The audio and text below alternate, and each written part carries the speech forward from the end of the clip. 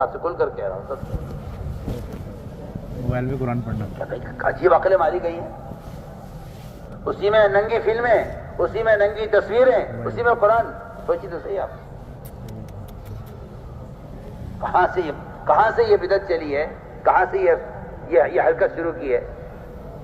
اپنے باپ کی تصویر آپ قرآن میں نہیں رکھ سکتے. آپ کا باپ ہے، اللہ کے ہم اس کا مقام ہے، آج کا بھی مقام ہے. آپ برا سمجھتے ہیں کہ باپ کی تصویر قرآن میں لگائی جائے. آپ اتنی ننگی گندی تصویروں میں قرآن رکھے ہوئے ہیں. سوچیے آپ، کوئی ایڈ آ جائے، کوئی اشتہار آ جائے، کچھ بھی آ جائے. میں کہتا ہوں کچھ بھی نہ آئے، جس اسکرین پر سارا گند آ رہا ہے اس پر آپ قرآن پڑھنے کو کہہ رہے ہیں، کوئی حرج نہیں ہے.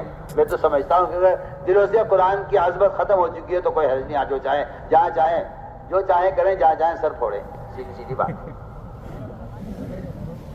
کیا مصیبت پڑی ہے، کیا عذاب آیا ہے. ارے آپ قرآن لے کے بیٹھے ہوئے ہیں بس میں، ٹرین میں، ہر مسلمان دیکھ رہا ہے قرآن پڑھ رہے ہیں. آپ کا قرآن پڑھنا سب کے لیے قرآن کی عملی دعوت بن رہا ہے. آپ مسجد موبائل لے کے بیٹھے ہوئے قرآن پڑھ رہے ہیں، لوگ کہہ رہے ہیں دیکھو مسجد موبائل لے کے بیٹھا ہوا ہے. کوئی عالم حرکت کرے گا تو لوگ بھی نکال لیں گے موبائل کہ اچھا یہ بھی ہے موبائل دیکھ رہا ہے عالم صاحب. ہر ایک بیچارہ قرآن پڑھ رہا ہے. وہ قرآن پڑھ رہے تھے موبائل پر عالم. لوگوں نے کہا میاں آپ بھی مسجد میں موبائل لے کے بیٹھے ہوئے تو ہمیں کیوں منع کرتے ہیں کہ بھائی مسجد میں آئے موبائل بند کر دو. اسی کیا پتا قرآن پڑھ رہا ہے. میں تو صاحب آپ سے کہتا ہوں آپ کی شاید عقل ہو تھوڑی بہت آپ کے اندر کہ آدمی شراب کی بوتل میں زمزم پیے اور لوگوں سے کہے میں تو زمزم پی رہا ہوں، آپ مجھے کیوں تہمت لگا رہے ہو. آپ پر تہمت شراب پینے کی لگے گی، زمزم پینے کی نہیں لگے گی. سب آپ سے سب میں آپ کو آسان مثال دے رہا ہوں. کھول کے بعد کوئی نہیں آپ بھی نہیں غور کرتے مثالوں پر. دلائل سے مناظرے کرنا اور جواز کی شکل نکالنے، اس سے فائدہ کیا ہے؟ کیا فائدہ ہے؟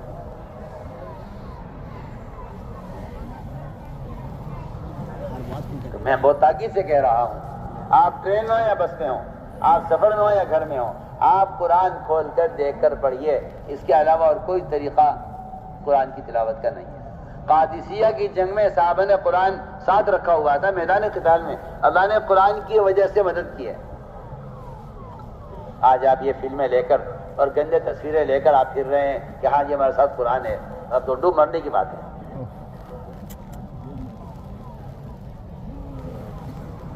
اور قرآن کی کو دیکھ کر پڑھنا نہ فرض ہے نہ واجب ہے. اگر آپ کے پاس قرآن نہیں ہے اس وقت تو آپ بغیر دیکھے قرآن پڑھ لیجیے. آپ سورہ اخلاص پڑھتے رہیے، آپ کو تلاوت کا اجر ملے گا. کیا ضروری ہے کہ نہیں جی قرآن نہیں ہے تو موبائل میں پڑھے؟ کیوں کیا آپ کو کیا موبائل سے پہلے آپ کیا کرتے؟ اگر موبائل کے آنے سے پہلے قرآن اگر آپ کے پاس نہیں ہوتا تو آپ کیا کرتے تھے؟ بتائیے آپ کیا کرتے تھے؟ خامخواہ کی باتیں. وہ تو یہود و نصارہ نے مسلمانوں کے دلوں سے علم، علماء اور قرآن اس کی عظمت کو ختم کرنے کے لیے فتنہ چلایا ہے جس کو مسلمان سمجھ نہیں رہا. آپ کہتے ہیں سہولت ہے، ہم کہتے ہیں سہولت نہیں ہے، ان موبائلوں کی نحوست ہے. سہولت نہیں ہے. اللہ نے ہر چیز کے لیے برتن بنایا ہے. یہ ہاتھ کھانے کے لیے ہے، یہ ہاتھ استنجے کے لیے ہے. ہاتھ اللہ نے انگلیاں تقسیم کر دی ہیں. یہ انگلی تشہد کے لیے ہے. آپ یہ اٹھا لیں، یہ اٹھا لیں، یہ اٹھا لیں. نہیں جی یہ والی اٹھانی پڑے گی آپ کو. نماز میں تحیات میں یہ انگلی اٹھانی پڑے گی. ہم کہتے ہیں بالکل اسی طرح اللہ تعالیٰ نے قرآن کو بھی متعین کر دیا ہے کہ قرآن کو قرآن میں دیکھ کر پڑھو. قرآن پڑھنے کا طریقہ یہ ہے.